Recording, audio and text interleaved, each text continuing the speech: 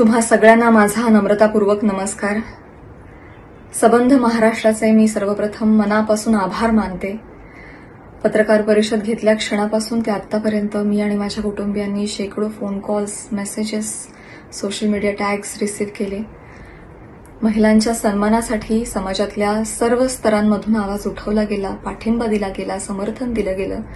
यामुळे आम्हाला फार बळ मिळालं, समाधान वाटलंय. खूप खूप धन्यवाद. त्याचबरोबर माननीय आमदार श्री सुरेश धस यांचे देखील मी मनापासून आभार मानते. अत्यंत मोठ्या मनानं त्यांनी देखील समस्त महिला वर्गाची माफी मागितली, दिलगिरी व्यक्त केली. दादा खूप धन्यवाद. असं करून तुम्ही छत्रपती शिवाजी महाराजांच्या विचारांचे पाईक आहात हे दाखवून दिलं. छत्रपतींची भूमिका महिलांच्या सन्मानासाठी किती कठोर होती हे आपण सगळे जाणतो आणि ही छत्रपतींची भूमी आहे आणि त्यांचे विचार इथे पुढे चालवले जातील हेच तुम्ही या कृतीतून दाखवून दिलंय. धन्यवाद.